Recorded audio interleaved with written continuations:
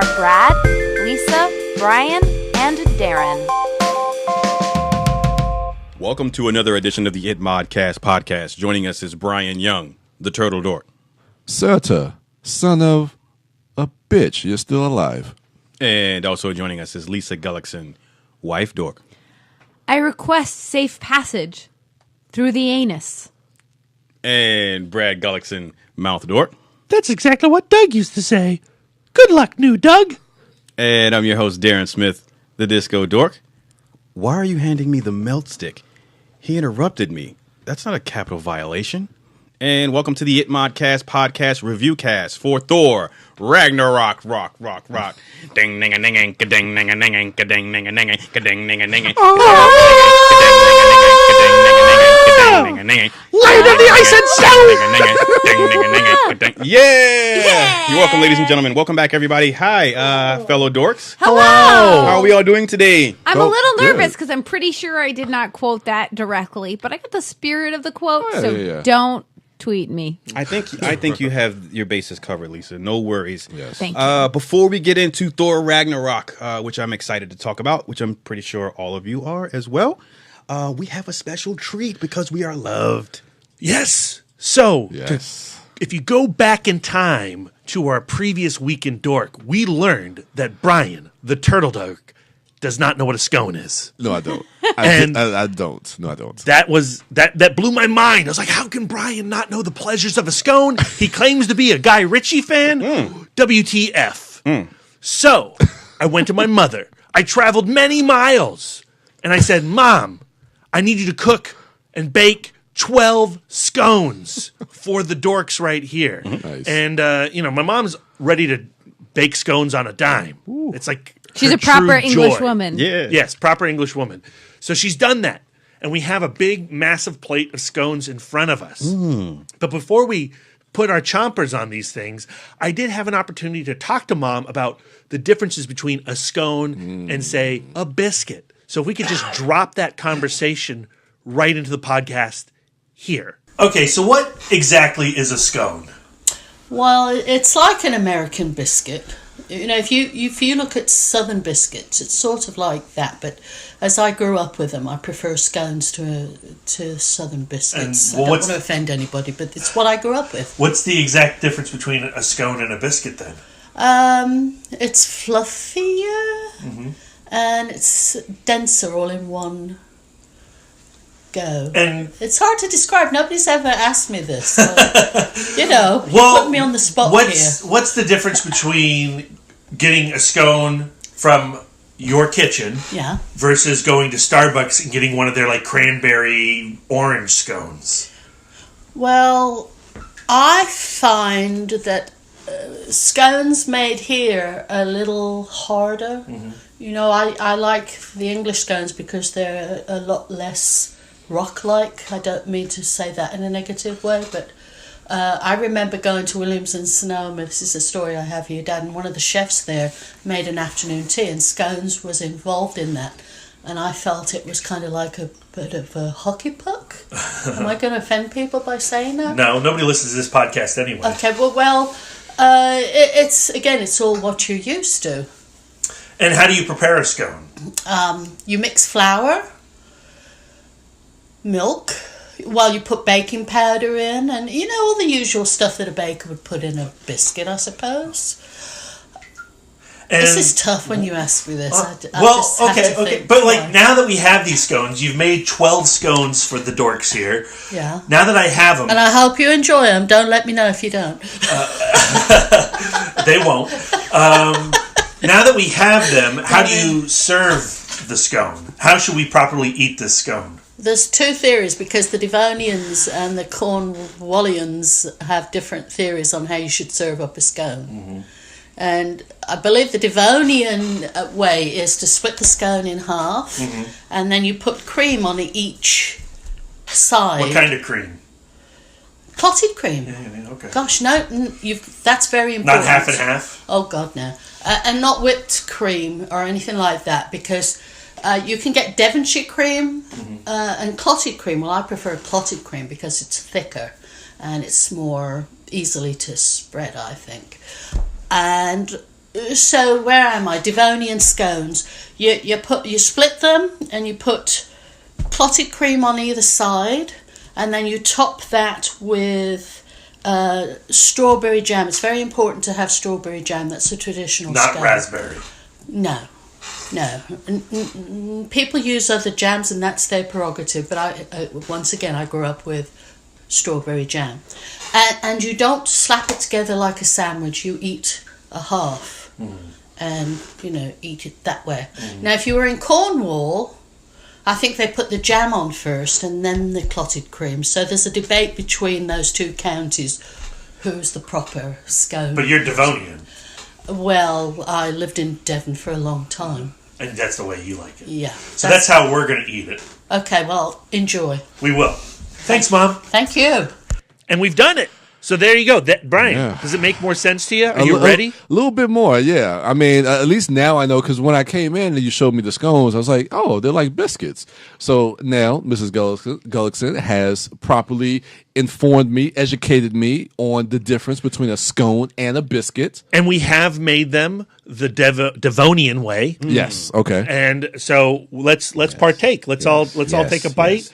I'm going to document so my mom can see that Brian actually ate one. Yes. There we go. Eat. Oh, Darren. Oh, Lisa. Oh, Brad.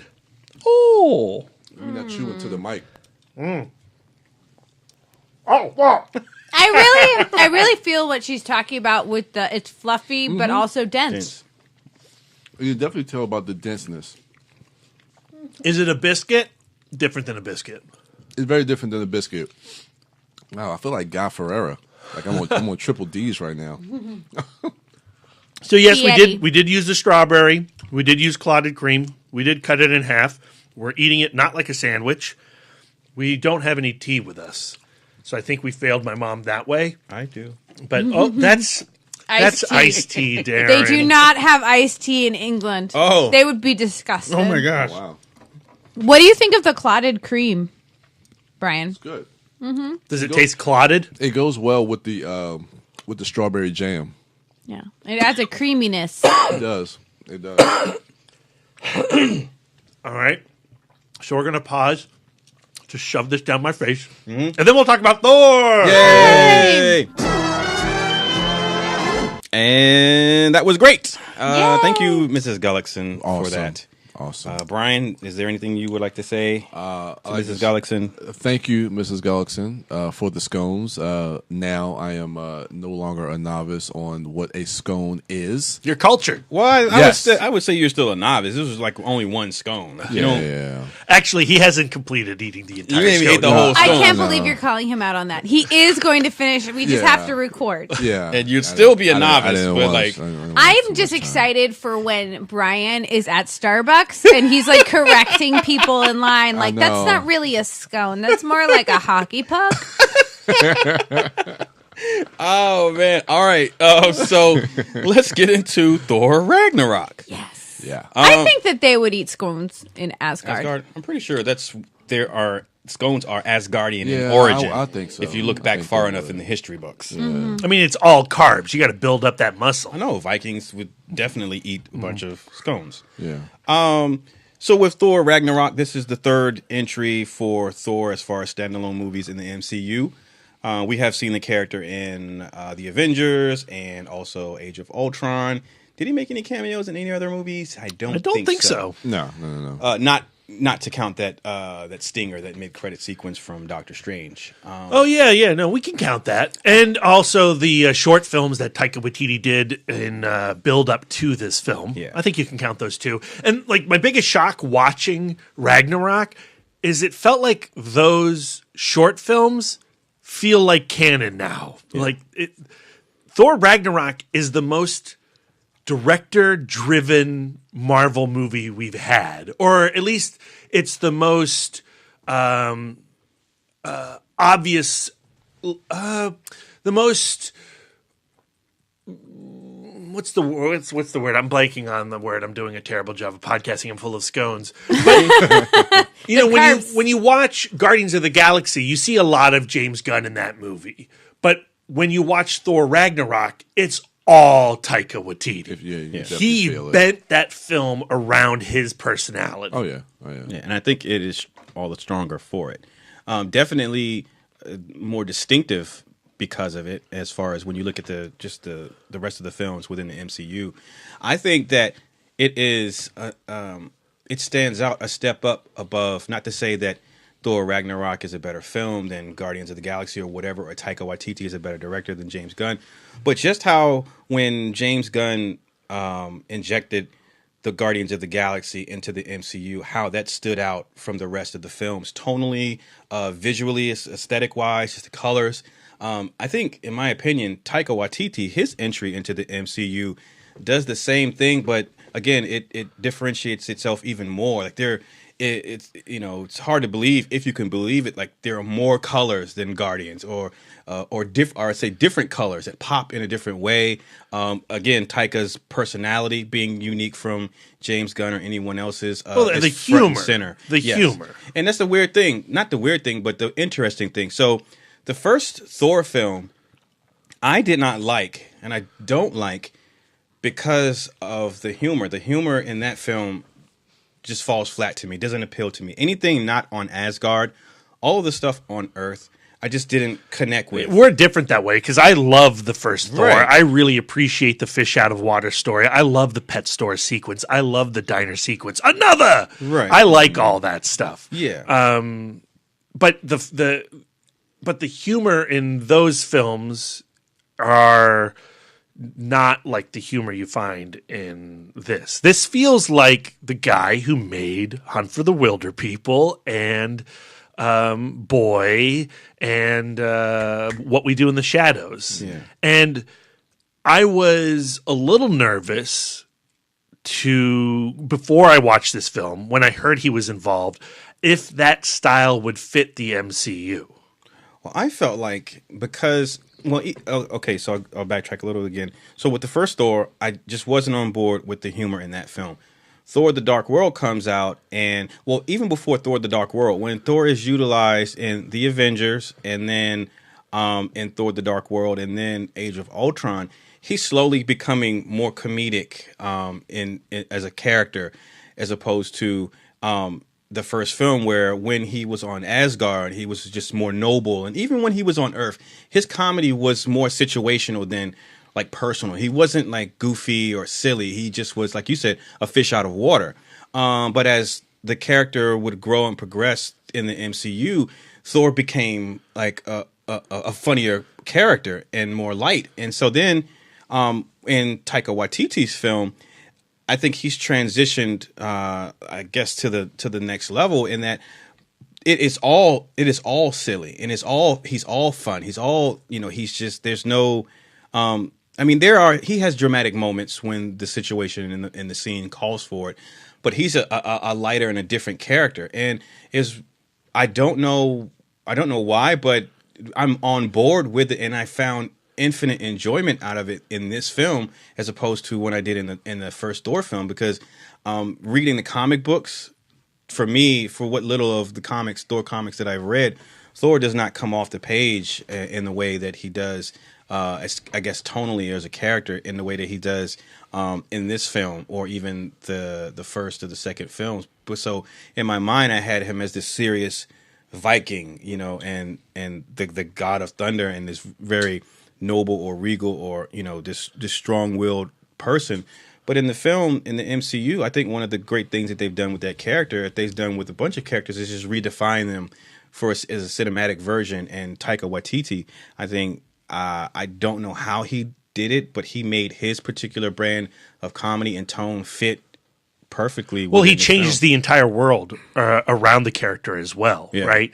So with Thor Ragnarok, the setup being, the film opens in, oh gosh, I can't remember what that fire realm is, but it's where Surtur is, and all the fire demons, and he's confronting Surtur, who is destined to unleash Ragnarok, the destruction of Asgard, upon the Asgardians.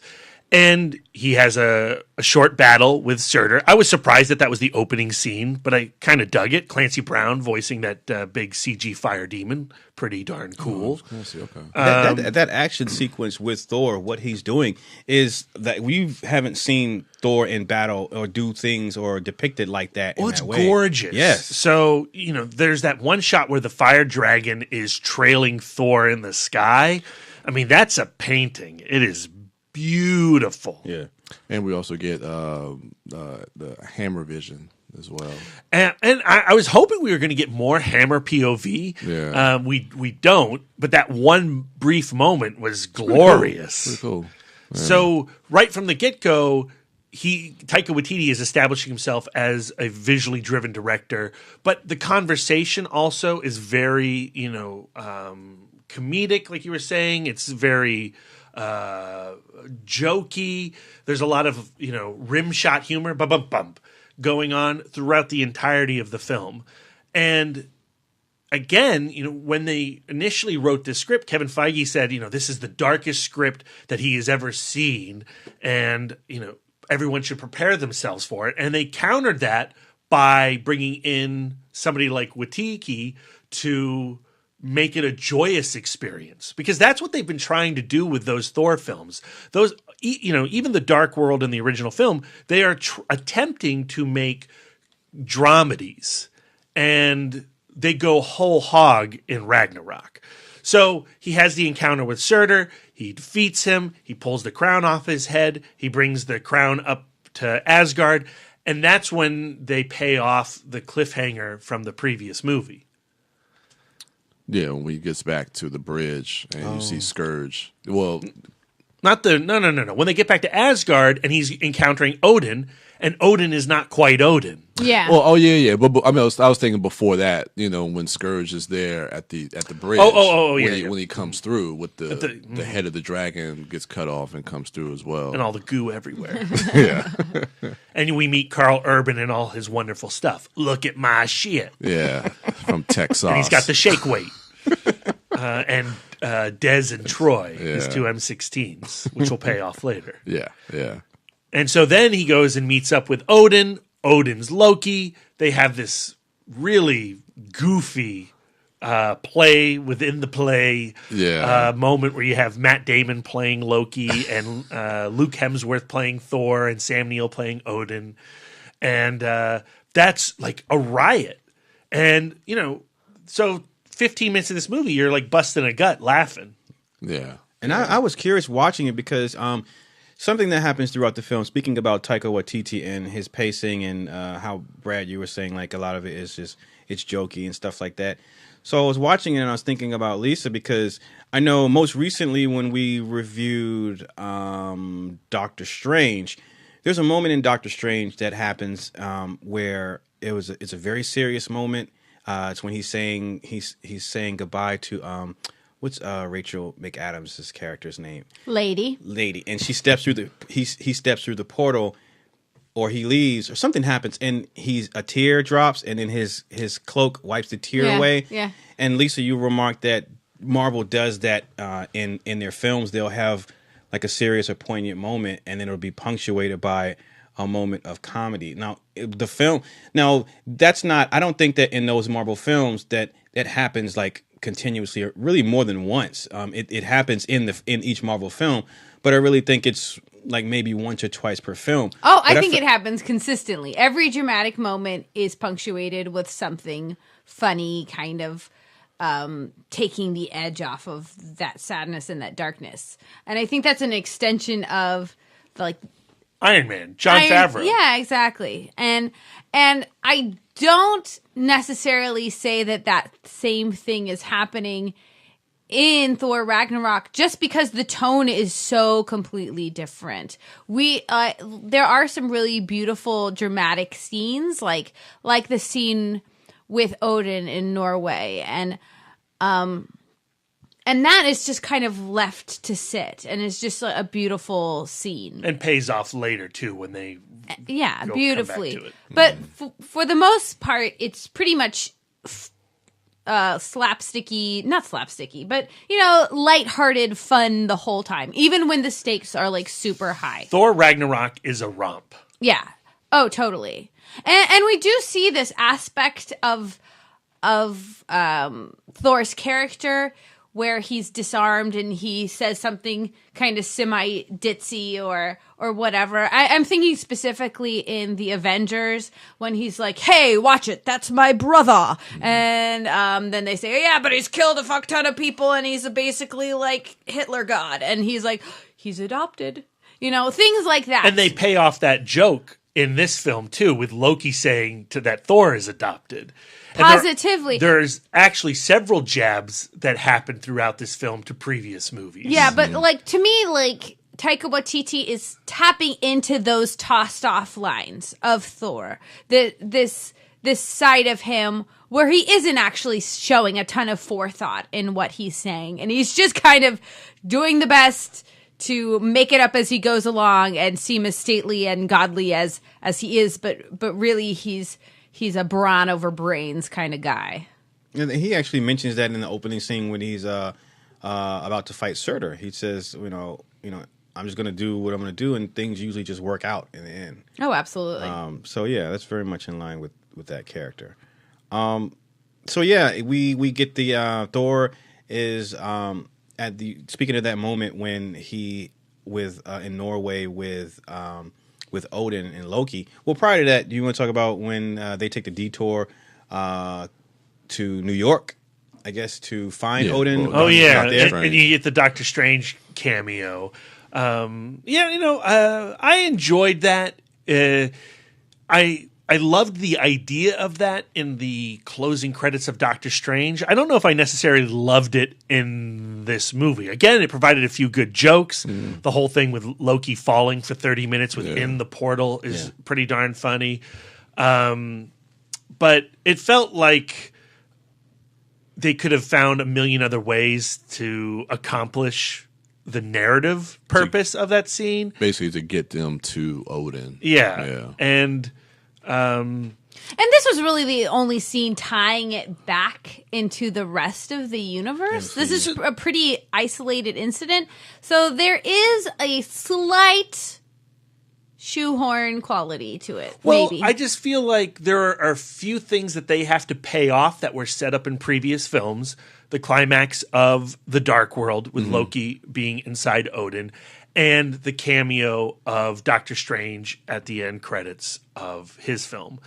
And I don't know if either of those are paid off in a pretty satisfying way, because really, I just want to get to the adventure that Ragnarok is actually interested in telling, and that is on Sakaar with the Grandmaster and his champion. And we get to that adventure by way of Hela, played by Cate Blanchett, who is wonderful in the film. And her introduction takes place in Norway after Thor and Loki meet one final time with Odin.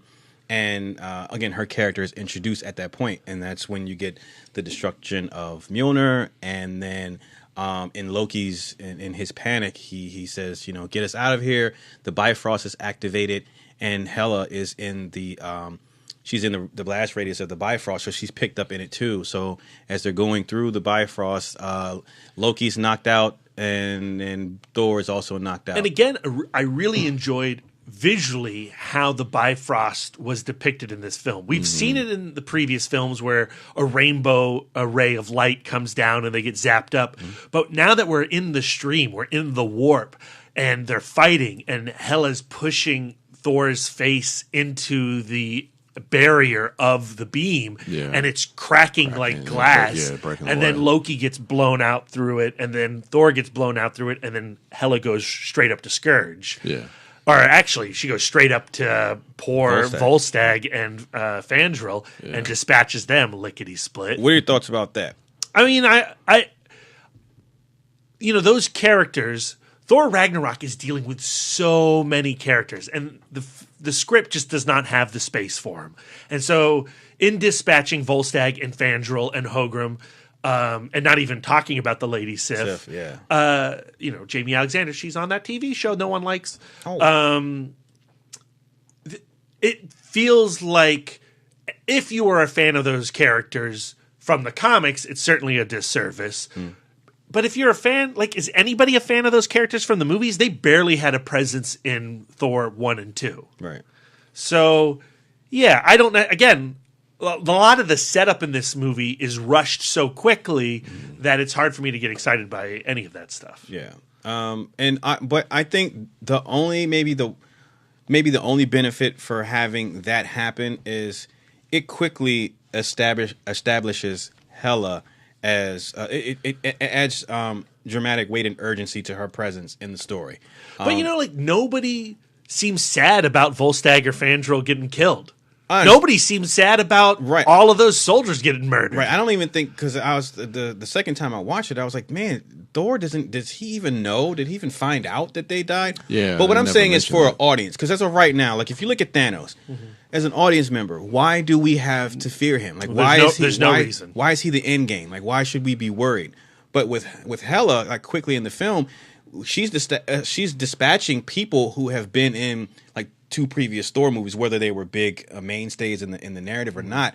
So it's like, oh man, like automatically with her dispatching those warriors, like we're saying that she's someone to be worried about and reckon with. And so, and in terms of the follow up with the proper mourning for these characters, we're not in Asgard. right. Like what we see of Asgard, they've been dealing with Hela's presence for a little while. So I'm sure that they were like, oh shit, but then they had to move on and start. Heimdall had to start shepherding people around and hiding people. But to go back to your comment about that, how we have a dramatic thing and then a funny thing, that idea is stretched out for the entirety of this movie. That was my initial point. Was like this, like for me, I once Lisa brought that comment up about Doctor Strange, whenever I would rewatch Doctor Strange or any of the MCU movies, now I would see those things happening. Now for me, I would see it happening like once or twice per film. But when I'm watching Thor Ragnarok, I felt that point that Lisa made. I was like, that is the movie. Like every time something dramatic happens, something comedic happens. Like every time. Like when Thor is having the discussion with, I'm jumping ahead a little bit, but when he's having this discussion with Valkyrie and like, look, man, you're a Valkyrie. You need to be, you need to commit yourself to Asgard and blah, blah, blah, blah. Well, I'm going by myself if I have to, because that's what heroes do. He throws the ball and then it bounces back and hits him in the face. Like, I mean, it would be moments like that throughout the film. Or even her introduction. She shows up, she comes out, she's a badass, she's drunk, she falls off. Boom. Yeah. So that was just your comment. I was like, man, that's just Taika Waititi is taking that thing and he's just running with it. And for me, I also think that is his style as well. Yeah. There are beautiful heart-filled moments in What We Do in the Shadows, which is straight up like a pure comedy, but there are those moments I'm thinking about, the moments of watching the sunrise on the laptop that is just so beautiful and so sad. Yeah. So finally, because of Hela making her way through the Bifrost with Thor and Loki as they were attempting to get back to Asgard and her knocking them out, we get our characters and we follow Thor firstly to the planet Sakaar. Let's talk about that. Let's talk about Sakaar, at least from a visual aspect first. What a feast. Mm-hmm. Yeah. Oh, absolutely wonderful. You get this kind of weird 80s space vibe that I just really dig. With Jeff Goldblum at the center. Just anything that is like the most beautiful donut. And you have like Mark Mothersbaugh doing the score, and and it's so energetic, and the visuals, like every corner you can stare into and get lost in. We've seen Jack Kirby's designs pop up in previous MCU films, but this is a true celebration of Jack Kirby on his 100th birthday. I mean, once we get to Sakaar, I fall madly in love with Ragnarok. Same. I couldn't point my finger on it after the first or the second watch. But when I was watching it with my daughter yesterday, because now I know when scenes are coming, I'm anticipating them, I felt, okay, this is where I fell in love with the film. What you mentioned about Jack Kirby's designs is what I noticed, really paid attention to this most recent watch. If you look at the design of the ships, the design of Helmets. the Grandmasters, people, The weapons. their color schemes. More than any other comic book movie, this film it looks like those designs were ripped right off the page. Like if you look in a science fiction movie now, like Transformers or like Star Trek or any other like action sci-fi movie, the designs that you see in the movie on screen, you don't see designs that intricate and detailed and specific in comic books. You get what you see in the background in Thor Ragnarok. Like, the guys look the same. They may be color swapped. And they don't have super detailed patterns, but they have patterns that are distinctive, and the weapons that have distinctive shapes more so than a lot of intricacies. Because in background artists in comic books, they're just trying to draw a background, and they put more detail in the characters in the foreground and layout and things like that. And I saw that in Ragnarok. And absolutely. I mean, Jack Kirby is known for taking a lot of time with his backgrounds as well. And, you can spend, on the second watch of this movie, I spent the majority of my time looking at what's happening behind Thor, behind Hulk, behind Valkyrie. Yeah. And there's a lot going on. And, you go back to Doctor Strange, and when he goes and he battles Dormammu, and you're like, wow, that's a Steve Ditko blacklight painting come to life in this one moment. Yeah. But all of Sakaar is Jack Kirby. From the inside of Valkyrie's, her living quarters, to where we meet Korg, is that his name? Korg. Everything from the Grandmaster's Hall when we first meet him, his design. Let's talk about Jeff Goldblum as the Grandmaster, as a character, and where he fits into the story. Lisa. Oh, I mean, I think that he's the best kind of villain. He's so lovable and funny, and yet he'll melt you with a stick. I mean, he is Willy Wonka, right? Mm-hmm. They have that musical cue to the Chocolate Factory, and that's what he is. He's Gene Wilder. He's a madman who's having so much fun living his diabolical dream. Yeah, and Grandmaster gets possession of Thor by way of a new character in the MCU, one I've just mentioned previously, played by Tessa Thompson, and that is Valkyrie. In a film where you have all these men, we have a lack of Lady Sif. Lisa, what was your reception to Tessa Thompson and her portrayal of this new Asgardian hero? I mean, she didn't get a ton of screen time. Like we talked about, like there's so many characters in this movie, but the time that she did spend on the screen, the script, the context really does pack in all of those character elements. The fact that she does have this tragic past and she covers it up, and amazing abilities being a member of the Valkyries. And yet she has a lot of emotional pain, which leads to the drinking, which leads to the self-loathing and the hating of Asgard. And I think that Tessa Thompson balances the strength that she has with all of this pain, with the humor. I mean, I love the getting to see her in her quarters and making the plans for getting the ship, and the plan is so ingenious, and she knows the ins and outs of this place. And also we need cup holders because drinks, right? Yeah. Well, what I loved about her is how she sold the backstory with every interaction with every other character, right? Yeah. In small details, in conversations with the Grandmaster or not Topaz. Is it Topaz? That was her name, Topaz. Yeah, Topaz.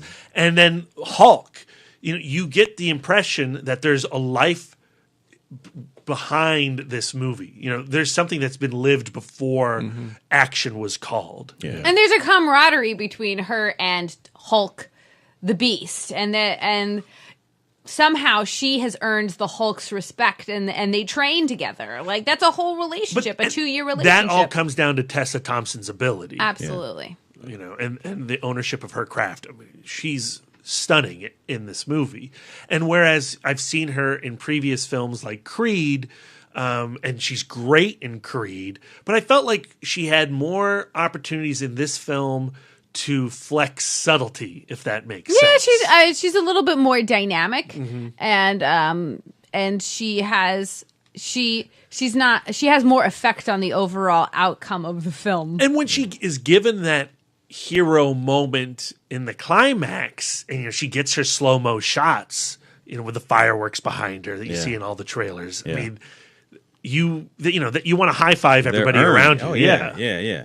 Well, you've opened it up, so you've mentioned his name, so we have to talk about him, the Hulk. And I so wish I did not know Hulk was in this movie, even though it's kind of like Superman and Justice League. We all know Superman's going to be in Justice League, right? Yeah. But I wish we had been withheld that visual, because just to have been dropped on Sakaar, because the nerds in the group would hear Sakaar and they'd be like, "Oh shit, Planet Hulk, Planet Hulk, Planet Hulk." Yeah. And then when he goes, "And the Incredible," and then Hulk just bursts through that door to take on Thor. Yeah. That would have probably put me into some sort of coma. Yeah. It's great as is in the movie, but part of me does yearn for a fringe universe in which that had not been revealed in the marketing. Yeah, that was amazing. So let's talk about the Hulk as a character, in the evolution of You the Hulk. got to take point on this, Darren. Hulk is your boy. He is. It brought me such delight. It's weird because, if you've listened to the podcast once or twice, you would know that we frequently, and Brad frequently mentions my first viewing of Joss Whedon's Avengers and the introduction of his version of the Hulk as a character, and how I just fell instantly, madly in love with his depiction. It was my favorite depiction of that character cinematically. And then, where they would take that character along with Bruce in the Age of Ultron and simultaneously developing him when he's in Hulk form and also when he's in Banner form, with the relationship that has grown between he and Black Widow. And then also Banner and Black Widow, but also the relationship between the Hulk and Black Widow. There's a callback to that film in this one many times aggressively. Yeah, and again, it feels a little bit like ball busting on that scene. I love it. Yeah, I really do. But how she's found a way to break through to the Hulk to get through to get him to change back to Banner. But that's also a comment on Thor's character, because he doesn't get the subtlety and the nuance of the relationship between. Okay, yeah, sorry. But in that happening, and then in the end of the film, when we at the end of Age of Ultron, the last we see of Hulk is him in the Quinjet, and him knowing that in this form, that he can't go back there with Romanoff. And I never thought about this until actually just now. I'm wondering how much of that decision was Banner, or if it was just totally Hulk. So anyway, when we meet Hulk in this film, he stands more upright. He has a larger vocabulary, and he has a more fully informed and fleshed out personality, I feel, than he has in previous films. He hasn't been Banner for 2 years. Yeah, and so we get the fight in the trailer. We get that whole fight. We get Thor learning to be without his hammer, and learning to start to draw strength from himself, because we see him call forth the power of the lightning, and that kind of saves his butt. But then once we fast forward to after, I got to talk about how another callback to another previous film is how great was Loki's reaction to him not knowing that was the Incredible Hulk that was about to bust through that door. That was amazing. I got to get off this planet. I got to go right now. You definitely see Loki shuffling the pieces. How can I get the upper hand in this situation now? Yeah, and then when the Hulk slams Thor multiple times, another callback to that's how it feels to the end of the Avengers. I thought that was really, really cool. But for me, my favorite scenes were following that. So Thor wakes up post gladiatorial fight. He's being bandaged up by some maids or what have you, and he wakes up in the Hulk's chambers. And Hulk's got that skull bed. Hulk has a skull bed, yeah. And that's when we get a nice interaction, our first interactions, or more cordial interactions between the Hulk and Thor. Naked Naked Hulk. that's burned into his brain. Yeah, which I have to say, like I love. I feel like the Hulk looks different, and I don't know if it's because he's upright. He looked maybe younger a little bit. I don't know, but He's love got the gray hair though. He's got that Ruffalo gray he does, hair. yeah. But I love the Hulk as a character. He's been a character in Age of Ultron. He's been a character, obviously, in the Avengers. But now I feel like Hulk is a fully formed character where he can have a dialogue and a back and forth. So you can, because through that, you can pull more from him as. And he's enjoying life as Hulk. He really is. And I like that it's childlike in a way. He has this antagonistic relationship with Thor at times. When he's upset because he's stuck there, and Hulk gets up, Thor's sad. And Thor's like, I'm not sad. Thor's sad. And he smacks him over. And then they have that little argument. So I like that this film gave Thor a Hulk, not only a voice, but is expanding and growing his personality. Well, and you realize in this movie that Hulk, like Banner, doesn't want to go back to the other guy. He doesn't want Banner to take over. So that was probably one of my favorite moments. One of my favorite Hulk moments of any film is there's a scene where Thor is attempting to leave. Hulk just found a new friend or refound his friend, and he doesn't want Thor to go, so he chases him on the Quinjet. And Thor is trying to calm him down because Hulk is a bull in a china shop at this point. And Thor triggers the video playback from the end of Age of Ultron, where Black Widow is talking to Hulk through the communication device, and that connects with Hulk, and it triggers something that calming thing within his psyche, and he begins to regress and transform back to Banner. And Hulk feels that and begins to punch himself in the face to anger himself and cause himself pain so he can stay in Hulk form. And as that's happening, he gives out a scream like no, and then he's screaming Banner, and he's hitting himself. Well, for me, like the look in his face when he screamed no and the sound in his voice, and I mentioned that to Brad, like that was the first time that the Hulk seemed afraid of anything. Like he's in the first Avenger, he's walking down the street. Banner hasn't even changed yet, and he's walking towards the Leviathan coming down the street before he says, "That's my secret, I'm always angry." Hulk is never scared of anything. He's never shown any fear towards anything. And ironically, the only thing that, for me as an audience member, what I'm getting from this character that he seems to be afraid of, he's punching himself, is Banner. And I found that, like, that little small moment in this wacky film, for me, did so much for that character and giving him some growth and making him that much more interesting and dynamic. I'm really grateful for that moment. Yeah, there are really only like two sequences in this entire film where I felt genuine emotion's not the right word, but sadness. That's a very specific idea, and that is, there, and also with Odin explaining to Thor that the power has always been within you. Yeah. It's not in the hammer. Yeah. Later on in the movie. Yeah. One thing I do like about the film is that, so we would bounce back and forth between Sakaar and also Asgard to show what Thor's doing and how that parallels with Hela and her actions on Asgard. And I really appreciated that because it kept the balance as far as pacing, because most films would spend an extended amount of time with someone and then you'd go back for a moment with someone else and then go back, but because it never had me wondering, okay, so while all this is going on, what is such and such doing? Yeah, I think this is, I don't want to sound like I'm coming off negative on Thor Ragnarok because I really loved the movie, but I kind of disagree with you.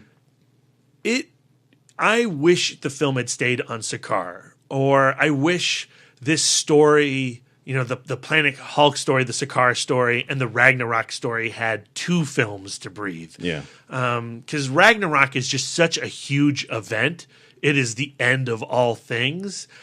And when we would flash back to Cate Blanchett as Hela, I love her design. I like her performance a lot.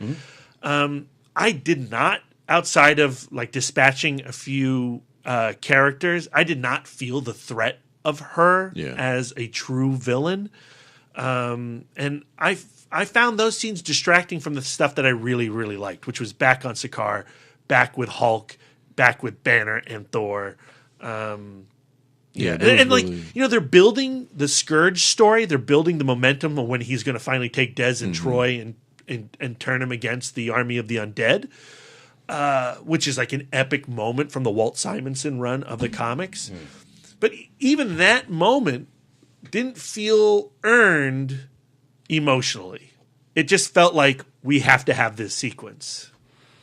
What about you, Brian? What do you I agree with Brad. I didn't really dig Hela a lot. I didn't feel the motivation for her character a lot when she was on Asgard. Like you said, outside of dispatching the Warriors 3 and kind of like that fight scene in the beginning when she was kind of killed off the Asgardian army. Knives. Yeah, which was awesome. And I mean, I thought Kate Blanchett, her performance was stellar. And I want to see her in Infinity War. Yeah, for sure. yeah, absolutely. But as far as like her drive or her motivation, a lot of it kind of stemmed from Heimdall, trying to get the sword back to the bridge, and that kind of becomes like the MacGuffin of the movie when we're in Asgard. But I never really felt outside of that, like you said, the threat. But I do kind of disagree a little bit with Carl Urban's character, because even from the beginning, when she kills the two characters from the Warriors 3, we really start to see how contemplative he is with trying to stay alive. And for me personally, I thought Carl Urban probably had one of the best arcs in the movie. Yeah, I don't know. Maybe it's because I'm bringing in the baggage of, several issues of comics for that scene build-up. Yeah. That the build-up just never quite worked. I saw what they were doing through the script and attempting that build-up. It just did not land the way I wanted it. Yeah, I guess I like the nuance of his performance that I wasn't expecting in the film. Watching like seeing his design and seeing him in the trailers, I thought he was going to be like her right-hand man from the beginning. Right. And seeing his story kind of play out and where it was leading to, even though you can kind of see where it was going, I still loved his arc and his performance. I thought Carl Urban was probably one of the unsung heroes of this film. There's a regarding Hela's motivation. One of the things that I saw and enjoyed was, as far as making her character not necessarily sympathetic, but seeing, okay, I see why she's doing what she's doing and where she is. It's something that her character has a scene when she's with Scourge and she makes the ceiling collapse. There's an image painted on the ceiling that shows the quote-unquote history of Asgard and how it came to be. So you have Odin up there, you have Thor and Thor's mother. So they're all in ceremony, and it's basically painting this doctored history of Asgard and how it came to be.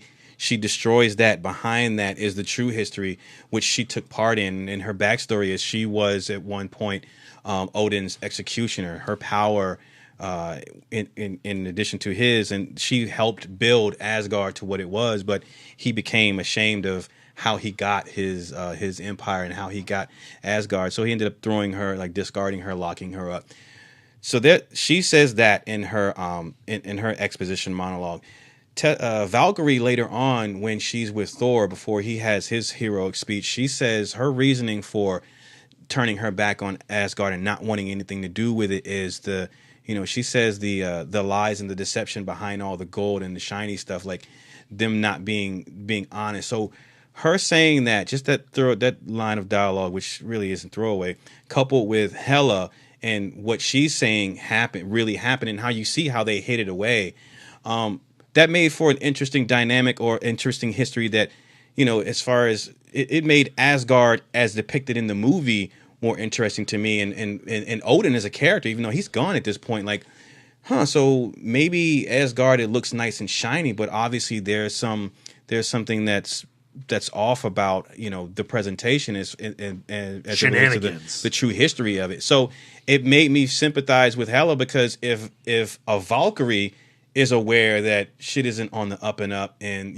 there's a bunch of deception and lies, then that must mean that there's some truth to Hela and how in her treatment and what had happened. Now, granted, she could have a skewered view of how she was treated. She may have honestly ran amok and deserved banishment, but there is some truth to it. And firstly, you have the cathedral painting, and then you have Valkyrie also co-signing on things not being what they seem. I just felt like there's so much packed into this screenplay that you, have to bring a lot to it for it to work.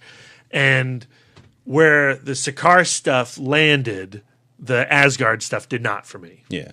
What about you, Lisa? Did you feel an unevenness as far as the storylines, or when we were on Asgard or Sakaar or Balance? I agree with what you're saying. Like, With what Darren's saying? with the fact that we see these story arcs. We see Hela. She is the scorned sibling, and Odin used her to his ends to take over these 9 realms. And when she's like, "Let's go for 10, Dad," he's like, "No, I'm good." and I see those points laid out, and the same with Scourge. Like all of those pinpoints are laid out. But I agree with Brad in that they give us just the pinpoint highlights, but all of the character growth we have to infer while the movie is doing other stuff. Yeah, Lisa, that's what I was saying. So like, and then with Hela, I'm going to come down on the side of I'm not a fan of her design. Oh, what? I like the idea of, like, sometimes she has emo hair and sometimes she has her crazy helmet thing. Yeah. But she looks small all of the time. I think that, like, the kind of scuba suit look that she has is uncreative and not flattering. Not flattering. And then in terms of her threat, she is supposed to be the goddess of death. And what we see her do is throw knives. Yeah. That's it. That's what she does. She throws knives. So in terms of and everybody's so frightened of her. So I feel like they do these character points for us, and then the expectation is that you get on board. Where I'm with Brad, like, if you want to do the silly, fun movie, then do that movie, and then save some stuff. Well, just like this film ends with the destruction of Asgard, right? It's like the worst thing that could possibly happen. Now, I love this sentiment that Odin tells Thor, Asgard is not a place. It's the people. Yeah. And that's like that moment when Odin's having that conversation in the afterlife, whatever. Norway. Afterlife Norway. I love that moment, and I feel that moment. But then we see Surtur blow up Asgard. It's obliterated. Yeah. And then we cut back to Korg, who is hilarious throughout the entire film, and he does a joke. He does what we've been talking about. He puts a button joke on the most horrific thing that has happened in Thor's life. And that annoyed me. Yeah, like we were talking about a little earlier. And some people have this complaint with Guardians 2, where a lot of the drama and a lot of the heavier parts of the film is undercut by the jokes. But see, I would flip it in Guardians of the Galaxy too. It's I very agree. Funny. But the button on a lot of that comedy is sadness. Yeah. And that film leaves you with a wrench in your chest if you buy into the lives of these characters. Absolutely. And I think some of the stuff with Thor, like some of the comedy for me didn't really land the way I wanted it to, but a lot of it really did work. But again, going to your point at the end, like one of the big buildups, and again, when we see a lot of these footage and these shots, it's all out of context. But one of the big buildups from Hall H was like that shot of Hulk, come smashing on Surtur. And then seeing that in the film, it comes off as just like a throwaway sight gag. And that kind of bothered me too. It's just like, wow, there's such a build-up seeing that. It's Surtur. Yeah. It's this massive Asgardian kaiju terror. Yeah. And it's like a 5-minute scene that ends on a laugh. Yeah. And that really bothers me. So I don't know, just some of the jokes. I mean, again, I love like the centerpiece with Thor and Hulk when their gladiator match. I thought was brilliant. That was one of the highlights of the film. And one of the funniest jokes was like the callback to him trying to be like Black Widow. It's like, the sun's going down, big guy, and trying to do the palm thing. I thought that was hilarious. I think the film is a joyous experience, especially if you come at it as a fan of Taika Waititi, being able to see how his style fits into this world so well, and what a rollicking good time it is. I just wish it took a moment to reflect on the actual drama. What I come to the MCU for are these characters, and these characters are having these adventures, and they are experiencing loss, they are experiencing love, they are experiencing joy. But when the time comes, for each a moment should have its due. And I think that Ragnarok focuses so much on the comedy, it does a disservice to the drama of this story. Yeah, I agree. Like I said, we talked about it a couple of times, the scene with Odin at the end where he's telling him about, how the hammer it was used to harness your power, not it's not the source of your power. Like, that was my favorite scene of the movie. I've seen it twice, and every time that scene when he goes back to talk to his father, because he is the son of Odin. So with him going back and talking to his father, that moment is like, that's my favorite scene of the movie. And then he comes back, the God of Thunder, and you have Immigrant Song playing, and you have that epic Frazetta shot, that painting, right? Oh man, when they're climbing, they're making a pile of bodies trying to climb up there. That was dope. Again, all right, frame it. We're done. That is pure art. But even that scene isn't given a significant amount of time. It is a snap of your fingers. But is the issue the comedy undermining, or is it the density of this story? I come down to there is way too much happening, and we do have that beautiful balance of the drama and the comedy, but the pacing is so quick that we never get that depth of feeling, which I like. We say this is such like a Taika Waititi film, but there are moments certainly in Hunt for the Wilder People where you get choked up. There are moments in What We Do in the Shadows that make me cry. But what was missing for me in this film, which I love and super enjoy and find very funny and a romp and wonderful, is that I don't cry once. Yeah, and there's moments that I feel like I'm getting there, and a lot of it for me was that connection with Odin, like the scene at the end and in the beginning when he dies, when he goes off into the sunset. But that as soon as that moment ends, like you say, it's so quick. As soon as that's done, Hela arrives, and we don't get that moment to really mourn the loss of Odin. That's what I love about Guardians of the Galaxy Volume 2, because it is such an intimate story, and we spend so much time with these characters that we already know and we get to know to a deeper depth. And I think that it would have been really wonderful if we got to spend time with Valkyrie, and if we got to spend time, like we had some really beautiful moments with 2-year-old Hulk, with his brazen confidence, and we got to see that aspect of his character. And I think that it could have all of that emotional depth could have been taken further if we just had more time. Yeah, I think the fact that when Hela gets when Hela, Thor, and Loki are going through the Bifrost, Hela makes it to Asgard, and then Thor and Loki get thrown out and they land on Sakaar. I just think by nature of that story mechanism, her being on Asgard, it puts this sense of urgency on the story, because you don't want to spend a lot of time away with these characters while Hela's doing whatever. She can't be on Asgard for like 3 years or whatever. Right. So by doing it, they kind of like painted themselves in the corner, and we got to hurry up, and now we put them on another planet, but we can't let them stay there a long time because Hela's on Asgard. They're only allowed one gladiatorial match. Right. So, I kind of feel like the screen. And there were one of the main shots from the trailer, the very first teaser, Hela destroys Mjolnir in an alley.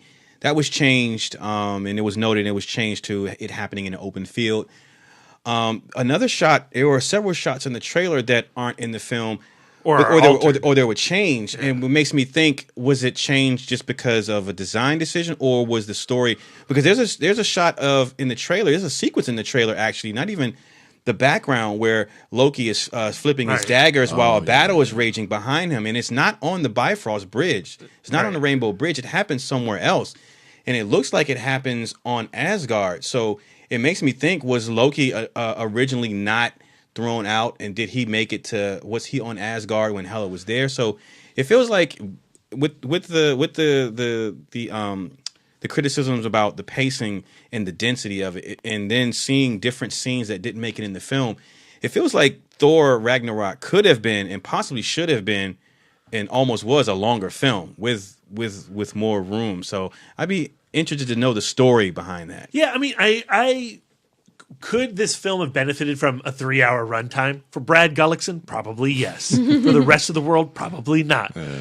But even that being said, for me, you have to fix some of those button jokes. Yeah. You know, you have to give Ragnarok its due. Yeah.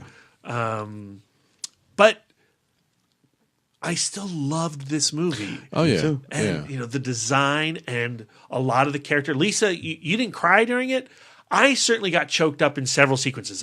On the second watch in particular, with the Hulk reverting back to Banner, with Odin and Thor in the Afterlife Norway sequence, and between Thor and Loki after the betrayal in the bridge of the Grand Master before they steal the... Yeah, when he puts the little thing on his back Right. and to electrocute him. Yeah. But I mean, like, I'm at a disadvantage because I've only seen the movie once. No, you've God seen damn it it. twice. No, that's not true. I've seen it one that's time. right. I've only seen it once. Brad, so you're to failing. me, I feel like you know, you're getting emotional on your second watch. That's you inferring a lot into the script and being able to breathe with the story a little bit. Yeah, and also, you know, there's with a film like this for us, there's so much anticipation involved, and there's so much hopes that you have formed as well based on trailers or your particular interest in these characters.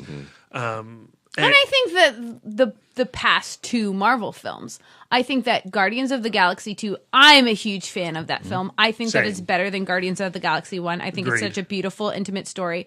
Spider-Man Homecoming, an amazing character piece, another small story. Another funny movie Yeah, and I that allows itself pain. exactly. And I don't think that Thor Ragnarok reaches the emotional depths and the character development that those two films reach. Yeah.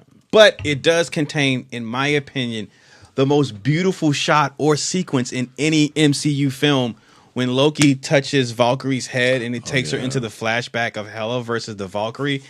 That just looked like an amazing painting come to life. It is gorgeous. I think this is one of the most beautiful Marvel It movies. is gorgeous. Easily. And it's certainly one of the funniest Marvel movies. Yeah. So yeah, I in the way the film ends, on this most recent watch, I picked up them going to Earth. So when I first saw it, first two times when they decided to go to Earth, I was like, why are they going to Earth? Like, what is he going to do with these Asgardians? These aliens, and where are they going to go on Earth? But it wasn't until my third watch that I just realized that he's going to take them to Norway, where Odin was. Right. He said, this is, look out there, it's a beautiful place, and Asgard is the people. And so I just figured, like, okay, maybe Thor's going to bring him to Earth to live in Norway, which I was like, all right, that's cool. But yeah, that's probably not going to happen because if you're at Comic-Con and Thor's floating in space. He's missing an eye. No. Yeah, I want to see. But wait, I he want lost to see. the eye in this movie. Yeah, I know. So he's still missing I want an to eye. see the Asgardians go to Wakanda and have the Wakandans and the Asgardians, and it's just feels so comic booky. I don't know. Yeah. So I'm excited for the future of the character. I'm very interested. I think that my guess is that maybe Thor doesn't make it out of the fourth Avengers film. I don't know. I've seen that postulated by a bunch of people. And we get like a Lady Thor, and my vote is might as well just make Valkyrie Lady Thor. Like, That would be pretty I don't need badass. a Jane Foster. Just give Tessa Thompson the hammer and the helmet. Like, well, the hammer's destroyed. Let's make a new one. Make a new one. Yeah, there have been Possibly. multiple hammers, right? Possibly. Comic books. There have been Everything multiple comes hammers. back. But I would think, like, with Tessa Thompson, the introduction of her character, Like I could just, I mean, she's already a Valkyrie. She's already part of like this honored guard of Asgard. So she's, And she can earn some she's worthiness. worthiness, yeah. Just sober her up for a little bit. She'll be totally worthy. Yeah. I just want to see. I just want to see her more and be developed because as But an I actor, don't want to stop looking at Chris Hemsworth and his beautiful bod. that dude is cut up like it's not even real. Like he really looks like a comic book drawing of a character. Like that's how I draw disproportionate comic book characters when I draw 'em. It's so weird. Yeah, honestly, of all the casting choices in the MCU, Hemsworth feels the most attached to the character. I could easily recast Iron Man. I could recast Captain America. I could recast Black Widow. It would be pretty darn difficult to find somebody that encapsulates Thor the way that Hemsworth does. Especially how he's grown into that role. Yeah, it's really impressive. But again, I like the relationship between him and Loki, the extension of that from the other two films. I thought that was really, really good to see that. And really get to see kind of like that brotherly bond and friction that they've had throughout the multiple films in the MCU. What I don't want to happen is him just to be another guy that they're hanging out with. He's still the dude who tried to destroy the Earth. Yeah, but and like caused he, lots of death and destruction. but like he said, he is the god of mischief. But, Yeah, but I mean, And a there's murderer. mischief. And there's mischief. He's mischievous the way that Pol Pot was. yeah, yeah. But it again, I think a lot of that also plays into the mid credit sequence too that we got to see, because when he has Loki go to the vault to get Surtur's crown, he sees the Cosmic the Cube, Tesseract. The Tesseract. Oh, he's totally got that. Totally. So Oh, yeah, I totally mean, stole that. and at the end we see, which is the Sanctuary 2. Yeah. I'm assuming Thanos knows that Loki has that stone, so that's probably what made him get come. Yeah, to that but shit. now I see it happening that, okay, Loki is in He's a bed with scallywag. him for a little, with Thanos for a bit, and then all of a sudden the crux is, oh, Loki's going to save us once again. What I loved about The Dark World, and again, it's not the best Marvel movie. It might be the worst one. What? But what I love about that movie is it acknowledges the heinous shit that Loki did in the Avengers. Yeah. And it does not let him off the hook. And Ragnarok doesn't let him off the hook. No. And I just want to continue to see that. I am really excited to see what role he plays in Infinity War. Yeah. If going by the mid credit sequence, what he says, do you think it's a good idea for you to bring me back Right. to Earth? Coupled with what we saw at Comic-Con, I don't think Loki's going to make it back to Earth. So, which acknowledges the fact no, here's my concern, Darren. I don't want him to be a good guy. I don't think think he he will. want the movies I don't to think treat he- him I like don't a think good he's guy. gonna be a I good don't guy. think he No, will. because we see that shot of him handing friggin' Thanos the Tesseract. He's chaotic neutral. Yeah. So yeah. So was Hitler. Wow. Wow. Wow. He was not chaotic. Hitler was not chaotic neutral. Oh, okay. Because I was gonna have to edit that out. All right. So let us know what you thought about Thor Ragnarok. Hit us up at ItModcast on social medias. You can let Brian know what you So thought. Darren, Yes, how okay. would you Yep, rank? yep. How would you rank the Marvel movies that have come out this year? Like, what's your order? We had Spider-Man, Guardians, and Thor, Ragnarok. Agree with me. Agree with me. Agree with me. Okay, I agree What? with you. No, Yay! be No. yourself. Be yourself. Okay. Geez.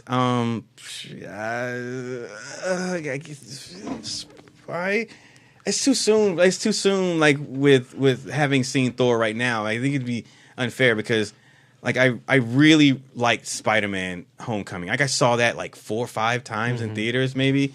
And not because I had to take someone else to see it. Like I wanted to go back and see it. But like my high from that film has come down, whereas Thor just came out, so I'm on that Spider-Man: Homecoming high of like my second viewing of it. So I don't know, like if I would have rated right now, it'd be Thor, Spider-Man, and then Guardians. Brian. Exact opposite. Brian, Brian.